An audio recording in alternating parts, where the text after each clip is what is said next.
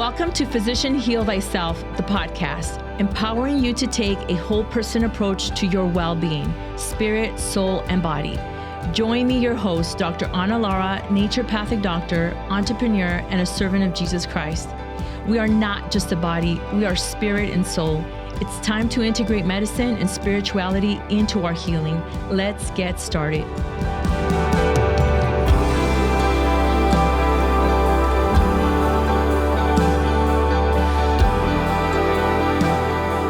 Welcome to Physician Heal Thyself, the podcast. I'm your host, Dr. Ana Lara, and I have Dr. Dellia back on this on the podcast to continue our conversation. So welcome back, Dr. Dellia. Thank you for having me. Yeah, absolutely. I meant to do this on the last episode, but tell us how people can get in contact with you. I will also put this in our show notes, so if they wanted to reach out to you. Sure. I'm very active on Instagram. Most of the social media handles, you can follow me at Rewritten Wellness or Naturopathically Speaking. Both of them are, one is branch off of the other. So, IG, Facebook, TikTok, Threads, you name it. So you can follow me on there. Yeah. Okay, good. I'll include all of that in the show notes to all the platforms, so they want to reach out to you, maybe follow you. I know you have a lot of great content. Yeah. It's very different. Actually, that's how I reached out to you, because I noticed you're doing something different. I like it. It's unique, it is needed, and it's really focusing on women, their physical health, their mental, emotional health, their spiritual health, and how to heal from these things. Yeah. So, there's so many things I want to touch on, and I'm like, my mind is like, where do we talk about the rewritten process? But I feel like we should first talk about the marriage situation, because oftentimes when we are speaking to people share things with us, women share things with us, and then as doctors, because sometimes we do have to report things, especially if there's children or there's harmful situations involved, right? So we are by law still held to report anything that's a safety issue for people. So sometimes women do share, situations in their home life, in their marriage, that's beyond toxic, right? It's harmful to them. And there's a lot of different variations of that, of what's dysfunctional. Let's just say dysfunctional. And so how do you work with women when you do see that they're in a dysfunctional relationship, because we're beyond just a doctor that gives a prescription, right? We're treating the whole person. That is holistic. Absolutely. Care. What's your approach with women when say if a woman says, my husband's been abusive, or he's emotionally absent, or whatever it might be, and you feel like that's really impacting their health? Well, I can just talk about my own marriage. My own marriage. I've recently filed for divorce, and moving past that place in my life where I'm rebuilding from the ground up. And you're looking at 24 plus years of a relationship. But really and truly, I think relationships do impact, like we talked about in part one. We marry our unfinished business with the parent that we needed to work with, or we needed to have that connection, that emotional bond with, that we never got. And so many times we're not aware. We just know that something's not right. Something's not adding up. What is this? What something's not matching up. And because we are cultured to self-sacrificing and enduring all of the suffering. And there's a difference between pain and suffering. I think pain is important. If you put your hand on a stove and you get burned, you don't say, just keep it there. No, that tells you that there's something there that you need to remove from. Suffering is a choice. So in suffering, it's because the pain that we're experiencing, we're ignoring it. We're ignoring that pain, and then it becomes something that becomes suffering. It's like the illness. When we have acute symptoms, and when we say acute, it's something that shows up right away. That's the body saying something's off. In a child, it may be a running nose. It may be mucus. It may be something like a rash breaks out on the skin. Very, very simple, because most of the physical ailments are at the lowest level of healing. So we may say that and say, oh, well, that's the body telling me there's either a food I'm eating that it's not okay. Really, on an energetic space, it may be something deeper emotionally, and I found that to be the case. But when we have those symptoms that show up acutely, it's our chance to pay attention. What we've been bred to do is not pay attention. Yeah. So now we keep these patterns going for a long time, these symptoms or these behaviors or these feelings that we would be having, and now they become chronic. And now that it's chronic, it's now, we learn to live with it, really. Yeah. But that's where the suffering comes in. Yeah. We become sufferers of our own experiences because we're not conscious of it. Yeah. And so, again, that something's not right. Some things are not right in your marriage, personally for me. And for a long time, you're like, okay, something's not right. This is not adding up. But you keep going along because you're taught that you have to endure. You have to live with it. You've got to stay the course and, just pray, the power of a praying wife and all the wonderful things that you hear. But the truth is that there's something that needs to be addressed that's not being addressed, or at least it's been going on for a long time. Suffering comes into play. You start getting ill. You keep raising the kids through the illness, right? So I'm just showing you the pattern. And then you keep going until you're like, wait a minute, I'm falling apart. We're not really engaged anymore. My health is awry. I'm not able to show up well for my children. I'm not even showing up well for myself. I am not sleeping well. My stress levels are off. I'm unfulfilled. Now, here's the truth about that. Yeah. In the unconscious me, the part of me that felt like, it's his fault, the part of me that's healed knows that there's parts of me that was being mirrored that I needed to work through. That was the little girl who was self-abandoned, who was abandoned. I used to that. I grew up feeling that way.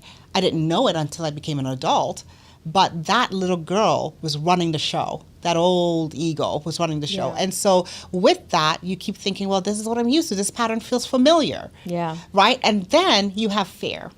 Because by the time, if you have been in a relationship for a long time and then you have children, let's be real, as a woman, now you think, oh my gosh, can I make it on my own? Yeah. Can I go off on my own? Is this what I'm supposed to do? What about the judgment of others? You think about everything else except the reality that this isn't working. You can tell. For some people, they have extreme cases like physical abuse and other things like that. Well, we know those aren't working for sure. But again, if that's the pattern you grew up in, whether your father was an alcoholic or you was seen that as a pattern, that is familiar territory. Yeah. So we're in familiar territory, but familiar territory doesn't mean that it's healthy territory, right? Yeah. And so now we have to become aware. So I remember back in 2017 was the first time I asked myself the question, what is it inside of me that is holding? And by that time, I'm 17 years into marriage. What is it inside of me that knows that this relationship isn't working, that knows that it's disconnected and it's dysfunctional, and it's really mildly toxic at the time, and I'm still in it? What is it inside of me? That was the question. And then the questions came, and we went all the way down to the root until I realized that there was a fear there. There's a fear of not feeling enough, not feeling loved. All these things that show up, these are the things that actually hold us back. Yeah. So now I have to ask myself, well, is that even true? Really, is it true? No, it's not. So now what do I need to do to reparent that little girl inside of me that was emotionally abandoned, that caused me to stay in a relationship this long, that showed up in vertigo at the time and other things that were really, really chronic? And how do I start healing that little girl inside of me so that now I can stand confident in who I was really designed to be? And so our job is really not to necessarily look at the other person, because I think the other person comes into the life to mirror. And I've had my share of looking at the other person saying, no, it's because of you I'm where I'm at. That's the unconscious side. Yeah. But you know that something's not right. Right? So our job is to get conscious. What am I doing? Is this working? What symptoms am I having? Am I having good sleep at night? Am I constantly in my head? For me, that's what it was. Am I carrying a load too heavy for me to bear, and I'm really falling under the weight of this load? How am I showing up for my children? Because that's a big barometer too for women. Absolutely. You know, how can you show up? You can't show up right after a while. I remember the first time, you know, a few years back where my children were saying, Mom, something's not right. Like, you know, like you're not. They're noticing. Yeah, they're noticing Yeah. something with Mom. And that's what they say, that the success of a woman has everything to do, the success of children, have everything to do with the way in which the mom's emotional thermostat is. That is true. And that There's emotional, a lot of studies that also. there is. Yeah. And the emotional thermostat of a mom comes from the way she feels about herself, the way she is able to heal, and on top of that, if she's in a relationship, the way in which she feels safe.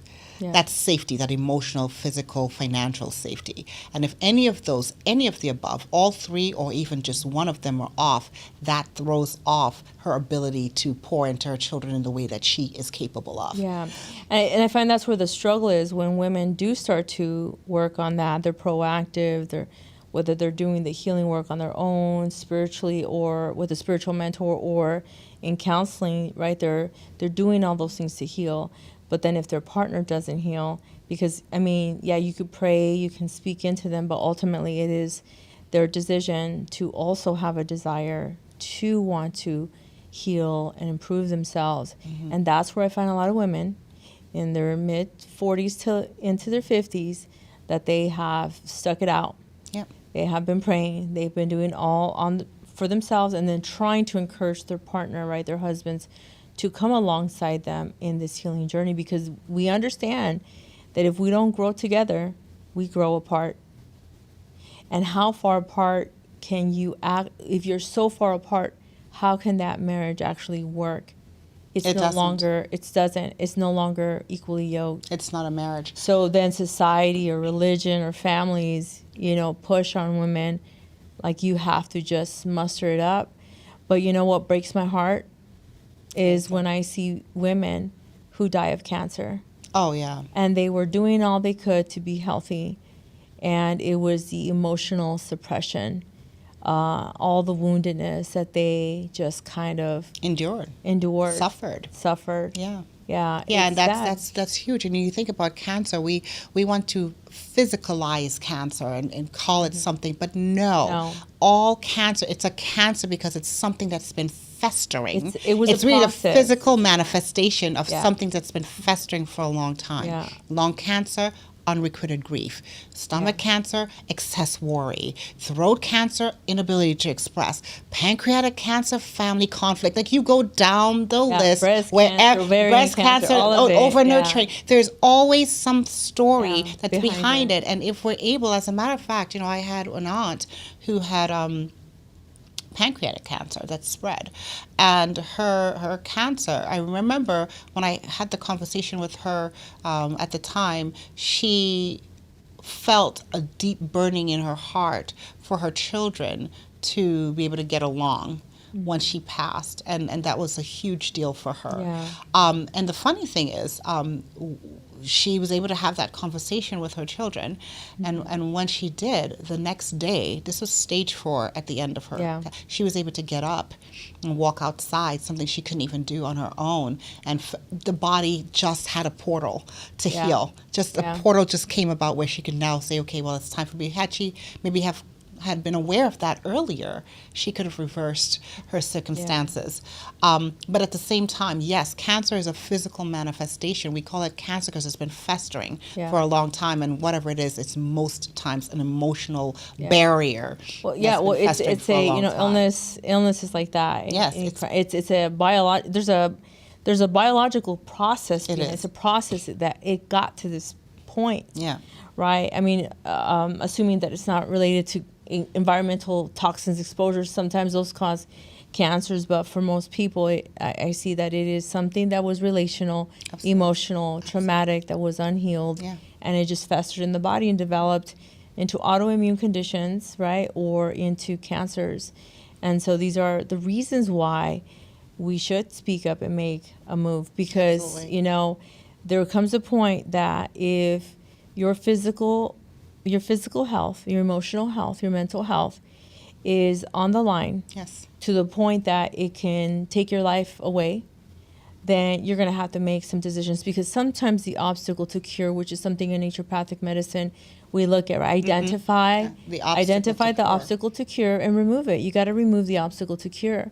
And that part, I don't mean to cut Yeah. you off, but that part is very difficult, especially when it comes to, it's not difficult. It's actually pretty simple, but it's a process. It's difficult in the sense that you have to get into a place where you become aligned with who you were designed to be. And then you'll be able to make that choice to remove, because especially when it comes to relationships. Well, here's the I thing. mean, you're looking at This me is being gonna in a be relationship for a controversial, long too, because time. here's the thing, and because I hear this constantly, especially coming from different religions, right?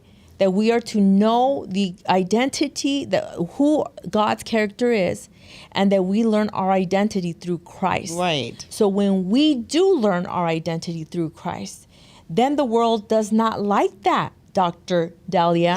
They don't like that because they still want you to be part of the brainwashing that's going on. Yeah. And so that's the thing, is that when people in general know who God's character is, we know what he wants for us, and we know our identity, and we step into that power. People don't like it. Your partner won't like it. Your parents won't like it. Children, they tend to be okay. Do you notice that? Yes, they that our absolutely children just tend to be actually more grateful adaptable. with us, Absolutely. adaptable than anyone else. Everyone else will still try to pour what they think we need to be like. Right. And I'm going to say this because it's going on in our world right now. Yeah. And it really irks me to see that our world, our American culture, saying that we need to be like Charlie Kirk, that women need to be like Erica Kirk. And I said, no, I respect and honor who they are as individuals, but I am Ana Lara, how God created me to Right. be. And I want to step into who God created me to Exactly. be. And I'm not going to tell my daughters to try to emulate who I am or my mother. No, I want them to be who they are. Yeah. So why would I encourage my daughters to look up to a woman that she's not in a relationship with, that we don't really know who they are? And this is the kind of brainwashing that I see. Yeah. So when women and men heal and they know what that identity is, it is such freedom. It is. It That's is what freedom. you shall know the truth, and the truth will set you Set you free. free. And what is the truth? Who our identity is. Our identity is what we are locked up as. We start off as pure babies, like you talked about in the previous episode. You know, we're pure babies. We come out, there's a light and a love and a joy that comes from them because there's so much purity. And then as they go along, you've got the parenting conditioning, you've got society, you've got schools, you got, everything conditions them, and then they lose their essence of who they were meant to be. And then we lose our identity, and then we end up in circumstances that make us ill long term because we have completely forgot what our true identity is. Amen. You know what I'm saying? And so when we Yeah. get back to understanding what our true identity is, then it becomes easy for us to end the relationships Yes. that don't work. Absolutely. Then it becomes easy for us to say, no, Yeah. this friendship is not going to align with where I need to be, so it has to go. And it's right? with everything. It's with business partnerships. Exactly. Food, Clients, yes. food, everything. Well, That happened to absolutely. me last week. Yeah. Immediately I was like, this is a no. Yes. I don't even want to explain or justify it. It's No, you just a don't no. explain or justify it. And we just keep it moving because Absolutely. you know where you stand on that, and that's how our nervous system is intact. It's saying this is not going to work for us. It does And not feel safe. So our job is to help women get to a place where they become aligned with that identity, Right. that identity that we forgot somewhere along the line as children. Somewhere along the line we were socially conditioned and we forgot about it. So now we need to get back to it. When we get back to it, now we can say, well, wait a minute. I've been in a relationship for all these years, but this relationship isn't working for me. Yeah. And it's not from a selfish place. No. It's from a whole place. It's from Yeah. a place that says, wait a minute, this has taken me away from my true identity. Yeah, And I who have to am let it go. I? Who am I now? When women, I've lost who I when am. women and men start to ask themselves, "Who am I? I don't know who I am." Like I feel like, what am I doing here? It's beautiful when I see 20-year-olds go through that. Oh, yeah. Because It's then usually it's like, never the oh, case, though.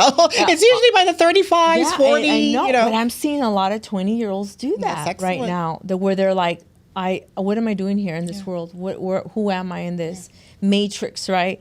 But there's something you've mentioned a couple times that I want to touch on, and that is this, what's familiar to you is the pattern that you grow up in, and that familiar pattern is what makes you feel comfortable it's comfortable. It's not safe. It's not safe. It's just and comfort. healthy. It's just familiar. Yeah, it's not safe. It's not healthy, but it's comfortable because that's familiar to you. That's what you saw growing up.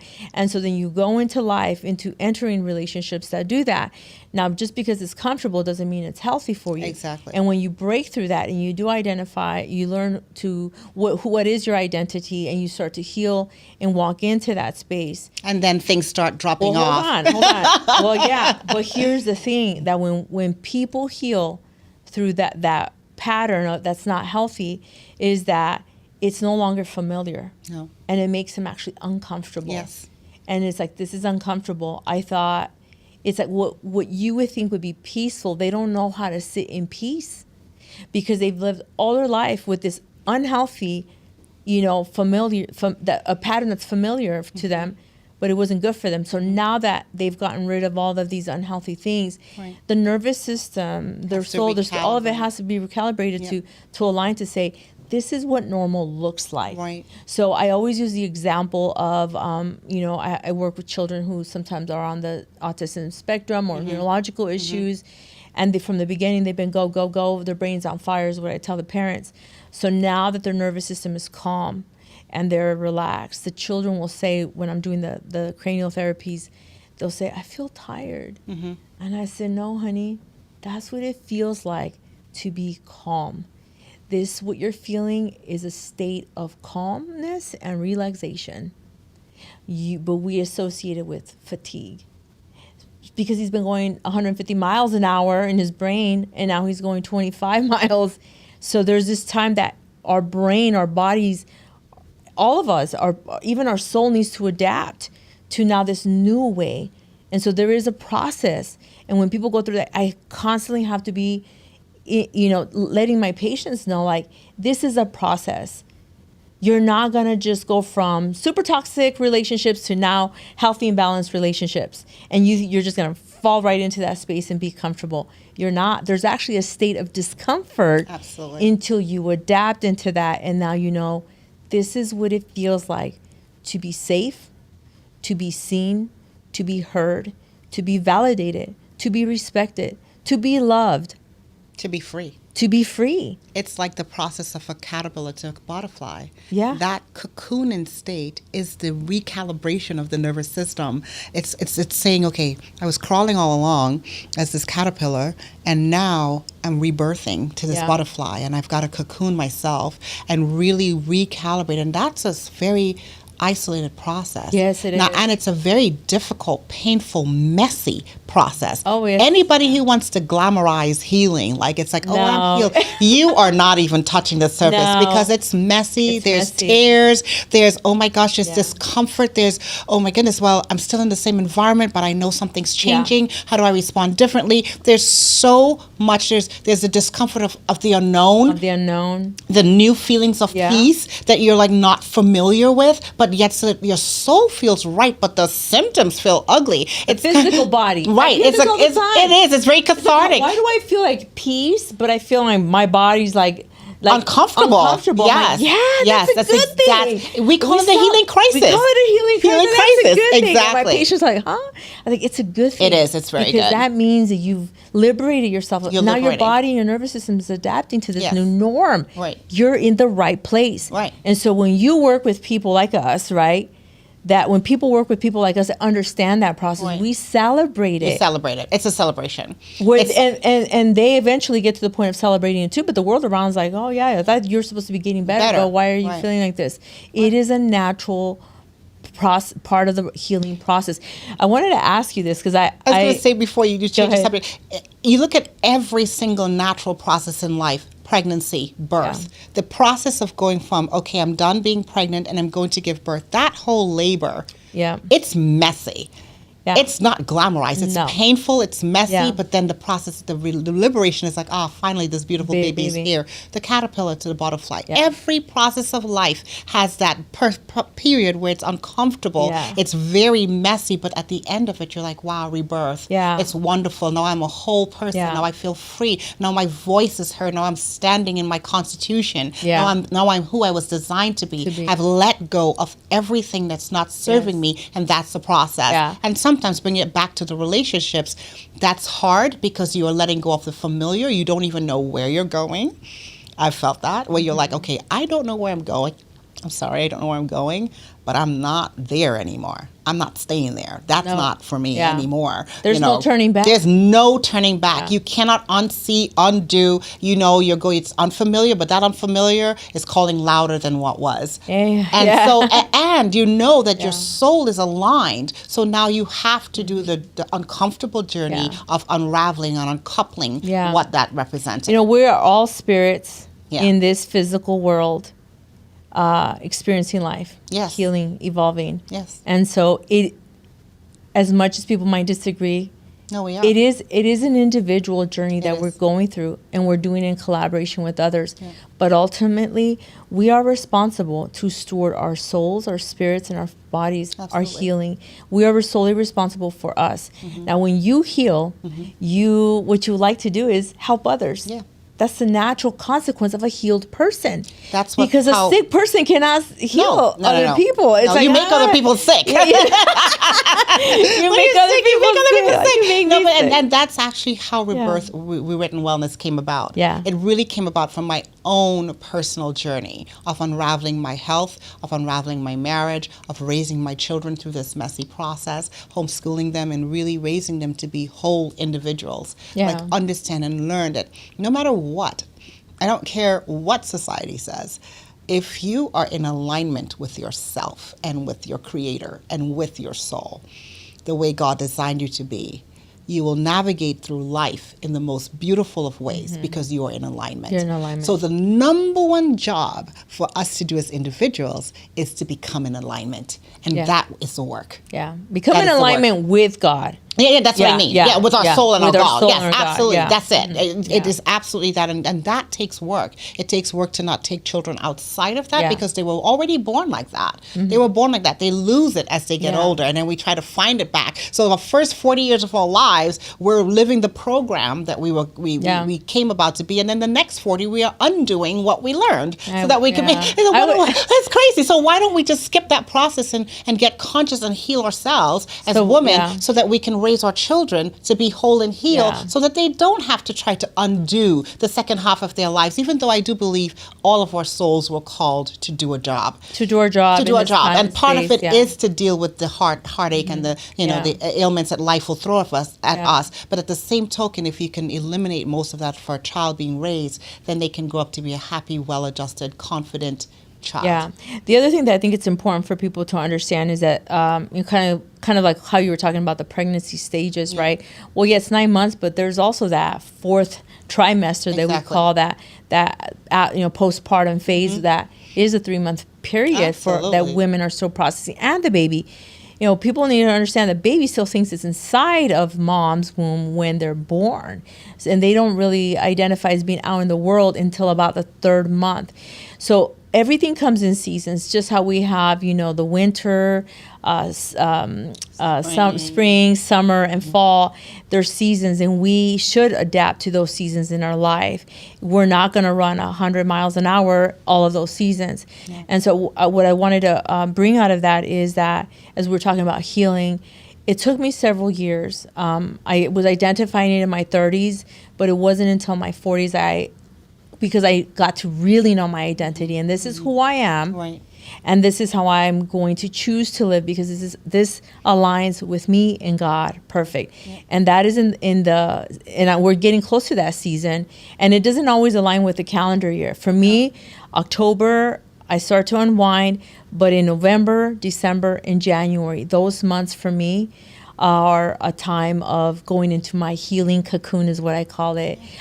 I automatically, without me intentionally doing it, Dr. Dellia, I go into this healing cocoon, meaning I naturally slow down. Absolutely. I don't want a busy day at the clinic. Don't tell me about holiday parties and all of that nonsense. I don't do any of that. I want to be home. I want to be with my kids, my family. That's it. And really a lot of time for me, a lot of, decompressing. So if there's a time of the year that I do my fasting, I do it towards the end, like November and December, because I want to start I start to feel better in January, but I'm still kind of coming out of that cocoon. My birthday's in February, so I don't know if it's because it aligns up to like that is my New Year's is in February, and so for me it's I think But that's it's also working with the circadian rhythm of the seasons, because the winter which time many people don't follow. No one follows it. I was just telling my children that just the other day. I said, God made us in such a unique and marvelous way that when we follow the alignment of life, we will be so much healthier and so much better. So, for instance, now you notice that we had the summers just getting over. Yeah. We just finished the summer and we had longer days because there's bigger sun. It's time to go outside and have a good time. Now the sun is coming down earlier. We have longer nights, and so it's really important for us to follow that circadian rhythm and rest. It's a time for us to rest and isn't heal. it interesting? We're in September 23rd. Yes. As so the temperatures here in Phoenix started, it's still in the 90s, and a couple of days are in 100. But you notice that slight change from 100 in hell to 100 and under. Yeah. It's like our bodies, our nervous system. I've noticed that slowdown. I'm like, we're not in November yet. Why am I feeling this way? And it is. And it's time for our bodies to start saying, okay, it's now time for me to do the deeper healing work is what I call it. We need more rest. The body heals at rest. That's why we need sleep. That's why we shouldn't to cut that sleep off or circumvent it. Children need sleep to grow. They need sleep to repair. Adults need sleep to heal. The body heals when it's resting. So therefore, if we follow that circadian rhythm like you're talking about, when the winter comes and we have longer nights, we slow things down. As a matter of fact, that's how we work as women. When we follow that, we are in our essence. We're the best. Essence. And we end up being more productive. The world, we cycle with the moon, everything. It's all connected. And so when we teach our children that from young, which we've done, but even so with society, then we end up becoming better humans for it. So you're talking about slowing things down. It's no wonder wintertime is to slow things down. Sure is. It's to go within. It's to silence ourselves, drop off the things in the fall. If we live with the cycles of nature, it's aligned better for us, because that's how God designed it to be, right? Absolutely. That we move along with the cycles of nature. We are healthier, and that goes into our relationships. Our relationships go through seasons and change, and we're never going to be the same. I once heard this really interesting interview, and he was a psychologist and a marriage counselor, and he said that men and women marry with a different intention. When men get married, they think they want their wife to stay the same, to not change. And when women get married, they marry with the intention that their husbands will change for like the better. And it's interesting because, I'm not saying that this is true for everyone, but that's a generalization that he made. And it is true. I've heard young men when I was younger say, when I get married, I don't want my wife to get ugly and fat and have stretch marks, so I'd rather she not have a baby. And I'm like, then you shouldn't get married, young man. Because even if you don't have kids, you can get stretch marks. So that's not the reason to marry. And, some women, obviously, some may be marrying with hoping that their husband will change from where they're at to something they want them to be, right? And that might not happen. So we can't change other people, period. Right. So this is why I tell young women, if you are in the courtship, you are dating someone and they already are, showing red flags, stop. Just end it. And for men too, just stop. Absolutely. Because you can't change them. No. It's so hard to change ourselves. Yeah, the biggest work is yourself. For you to try to change someone else, it's like, don't try. Yeah. Especially if they're like the red flags, It's really hard to change our own behavior. But how do we even identify the red flags? You have to identify the red flags for becoming self-aware. Self-aware. And the work is always back to the self. So how do we do that? So how do we rewrite this process, whether you're married or single? The biggest job is to get conscious with yourself, get aware. And most times life is always sending you signals. It's always a messenger. Life is the messenger. Your body's the messenger. Your symptoms are the messenger. It's always sending you symptoms. Whatever it is, it can be as simple because we're energetic beings like you talked about. And so everything that we're interacting with in life is teaching us something. So you have to now stop running the 95% subconsciousness and get into, bring your that subconscious into consciousness. Get aware. Yeah. Get aware of what's happening around you. So then now you can start saying, well, wait a minute, I'm noticing a pattern. Oh, wait a minute, that doesn't look right. Why does this keep happening? Yeah. Whatever it is, why does it keep repeating itself? Those are the patterns that the body's trying to signal to you that, hey, something needs to be paid attention to. Now, would you agree that in order for that to happen, there needs to be a conscious decision of slowing down? Yes. I'm not saying stop, but Oh, there no. needs to be a slowdown of your life. So be mindful of what you're deciding to be involved, what you're Absolutely. seeing, what you're listening to. Maybe pop a book open, Yeah. read a book to help you understand these topics, whether it's trauma or brain, how your brain works, your body Absolutely. works, something of that sort. I believe ebooks, whatever. I agree with audiobooks. that, and I agree with that, and I think that I trust the process of life so much that I believe that even a rock will teach you something. No, I'm serious. I agree. I believe that life is Yeah. constantly sending us signals, and Nature itself. Nature does it, and it will get louder and louder and louder until we listen to it. So you find yourself from the very infancy of my marriage, something wasn't right. Something just didn't add up. It just didn't add up, and I couldn't put my hand on it. But I called my mom, and I said to her, Mom, about 5 weeks, saying, Mom, this is not working. Something's not correct. I don't know what it is yet. And it kept showing itself. But I wasn't in a conscious state. So you're seeing things and you're just chucking it in the back of your mind. And you're like, But eventually, it got loud to the point where you're like, you can't ignore it anymore. It's so obvious. You'd be silly to do this, and I'm going to help make your health go down. The kids are going to go. Things are It's going to be a ripple effect. It's going to get happen. catastrophic, and It's gonna that's get what louder. happens with our health. But even if you're in nature, we are nature. We are born Yeah. from nature. So you want to get conscious by getting back into Yeah. nature, and then you'll find that the birds will teach you something. The rocks, the trees, The life, wind, relationships, yeah. whatever experiences will show up in your life that will give you. All you want to do is to have a posture of surrender. Yeah. A posture that yeah. says, Spirit, God, whatever you choose to believe. For me, it's God. We believe in God. And I believe you say, God, show me what I need to know to improve my circumstances. Yeah. And then be open to that and surrender that. And you'll be surprised how it will show up. And it'll keep showing up. And you'll see it. But take a journal. Start Yeah. writing it down. And then look back. And then you'll see a pattern. This keeps happening. Ooh. That must be a message. What's the message there? And you can do it for yourself. You really don't need a doctor if you feel like you're having struggles, wanting to help to be aware of what it is. Getting a holistic practitioner or somebody who is deeply bedded in emotional, health and well-being is important. Yeah. I think that's important to help you unravel all of it. But at the same time, you can do this on your own. Yeah. Just get conscious. Start looking yourself in the mirror and asking the question, what do I need to know? Yeah, I think Tell me what I that need to question know. has come up several times throughout in other episodes of my podcast of ask God, Yes. what do I need to Yeah. heal from, or what I need to know? Like, Become aware of. ask Yeah. God. He will show up. He will show He up. will show up in dreams and through other people that don't know what you're going through, but they'll speak words into you that you're like, that was God. That was it. Or you'll see it in nature all the Absolutely. time. This is one of the reasons why I love hiking. I feel like this is my special time, my Yeah. outlet to Yeah. explore, to think, to Yeah, heal, to absolutely. enjoy. And that's another thing, too. A lot of times, us women, we are carrying so much. I know I can resonate with this, and I know many women will resonate with this, that we're carrying so much that we don't take the time, and we have to take it, to slow down enough to hear what's been trying to give us our attention all along. That's so true. And that's Yeah. where burnout, fatigue, all of the feeling like, oh my gosh, no matter what I do, it's not going away. Yeah. That's where that shows That's true. up, because we're not taking the Yeah. time. I often get asked from sometimes even my patients, like, how do you do it?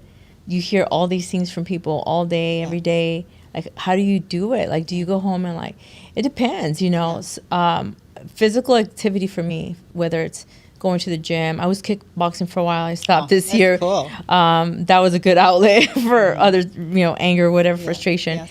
But hiking, a walk, whatever, something, or even just looking at the clouds, in my car, whatever it is, like there are things that I do need to do Right. to help me, to recalibrate Absolutely. and for God to pour into me, otherwise I couldn't do it. If I always tell people, like, I just had a conversation with a patient yesterday, and I said, you know what, you're in the right place of healing. I know it's uncomfortable, but you're in the right place. And I said, I remember when I was there, and I remember God telling me, if you don't heal through these things, you will not be able to listen to other people's painful situations, their traumas, their wounds, all of their story. You won't be present for them. Absolutely. Because you'll be triggered. And I knew it in the moment. Every time I would hear this from him, I knew it was true. And that's why I took it so. Through medical school, I was going through my own healing. It was like in a hospital, but it was through that if had I not done that, there's no way I could handle what I'm going through now. But it's always an ongoing process, obviously. We talked, and there's things that I'm still healing because we're human. We're human. As you get older, you come to realize certain things about yourself, about life and relationships, and the lies that you've been told, that you break through that, and you're like, wait, the truth will set you free. Oh. And that freedom is worth it. It is. It really is. It is. It's and our worth it children need to see Absolutely. us Heal as moms. women heal. Yeah, they need to see heal women so that they can break that cycle. Well, we're breaking it. We're doing the hard work to break it. But then we want them to be able to grow up and feel empowered and grounded in who they were always designed to be, and have no shame or any inhibitions attached to what they were designed to be. So our job is to help heal ourselves so that we can heal them, heal the generation. The saddest thing that a good friend of mine from since we were kids, she shared with me once we were like in our mid to late 20s. She said, Anna, she's like, I don't know what it's like having a healthy mom. She ended up dying. Her mom died when she was about 19 or 20 years old, or younger, I think. I think she was like 18, but she was like, I never knew what it was like to have a healthy mom. She was always sick. She was always, from all sorts of things. And it made me curious, like, what kind of life was this woman living? She had a lot of children. I think she had like 12 kids, worked a lot, until the point that she ended up just dying. She still had many years to live. And it broke my heart to hear her like, that's sad. I was about to become a mom when she told me that, and I was like, I want to be healthy for my kids. Yeah. And it hasn't been easy. But, shout out to all the moms trying to heal and raise kids at the same time. Yeah. Oof, it's hard. It is hard. It's possible. It's possible. And here's the other thing is, like, don't compare your healing process and journey to someone else's. No. It's all different. It's tailored. And where you're at, where you're at is where you need to be. And if you don't like where you're at, well, keep asking God, for healing, and even asking him to bring the right people to you. It might be working with Dr. Dellia, and say, hey, I need to work with someone who's coaching me through this process, right? And the emotional side and working through the relationship stuff. So in rewriting this process, I know we talked about, that restoration. What does it look like when you work with a client, just so that our audience gets an idea of how do you initially work with a client? So so when I work with a client, usually what happens is that, they can work with me on several levels. So we have a deep dive, 90-minute session where you just want to one-off, you bring awareness, and then you say, okay, thank you, this is enough that I need to go off on my own now. Or I have a 3-month package where they come together and we meet biweekly, and we work together and really identifying those patterns in your life that have kept you stuck, and showing you how your illness has, we help unravel that illness story. So we unravel the illness story, and then we work on creating new patterns that are going to help you now be aware of those patterns and work towards a healing, a place where you're whole, where, those symptoms don't come back. And if they come back, you now have the tools to be able to say, okay, I know what I need to do. I need to slow down enough. Or I need to do these things to help me help me continue on this healing path. So when they come, we definitely do a deep dive. There's no way you can do it in 30 minutes. It's a good 90 minutes of really unraveling your journey, your story.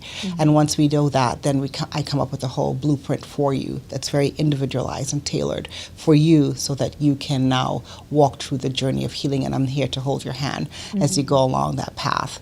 And most times I have not had one client yet that it's not something that's emotionally trapped in those tissues that we need to explore. So what are some of the steps? I mean, you don't have to get very specific, but what are some of the tools that you use to help to unravel the emotions that are trapped there? Right. So we use first mind body. I love homeopathy, because I love all the energetic medicines. And then we use traditional Chinese medicine. I use that as a framework to help them navigate the types of foods that they can use to help support their system into getting better. Sometimes I use herbs too. I do use herbs. I love botanical herbs because it's all energetic, but I use most of the energetic medicines to help them, process along that journey towards healing. So most of my consults are virtual. Okay. Majority of them are. So people from all over the country and even internationally as well. So we use that. And supplementation will help, but that's usually as an extra. You really get to the core of it by going through energetically and walking through the messy process of what it means to heal and the steps taken. I usually use a heal root method where we honor what the body has been experiencing, then we energetically work together to expose what it is, the patterns that you've been going through to get to that place. Then it's the HEA, then we alchemize it. It's the next step, and then we lead with, a different pattern, learning a different pattern to go through and heal and become the better version of yourself. So that's sort of the framework that I use. Good. Are there any ending remarks that you want to share with our audience? Get conscious. Start paying attention to what your body's been saying. Your illness is not a death sentence. Your symptoms either. It's actually a gift. It's your body trying to tell you that there's something that you want to be aware of so that you can heal. So we want to embrace the illness, embrace the symptoms, and not run from it. We can heal. Well, thank you so much for joining me on the podcast. I'll be sharing all how to contact you, how to reach out to you on the show notes. I appreciate you coming on and sharing this knowledge with other people to get from. Thank you for having me. Thank you. Yeah. So to our audience, thank you for joining us on this episode. I hope that you've enjoyed and have learned some new things about the importance of not just taking care of the physical body, but our relationships matter. And feel free to reach out to Dr. Dellia. I'll be providing her information for you to reach out to her. You can follow her on her social media platforms. And until next time, be blessed. Thank you for listening to Physician Heal Thyself, the podcast. If you like what you've heard, please like, share, and subscribe. Help this message reach more people who may need to hear it. Leave your comments. I want to know what you think. If you're interested in learning more about Raíces, visit our website at raicesndmedcenter.com. Until next time, be blessed.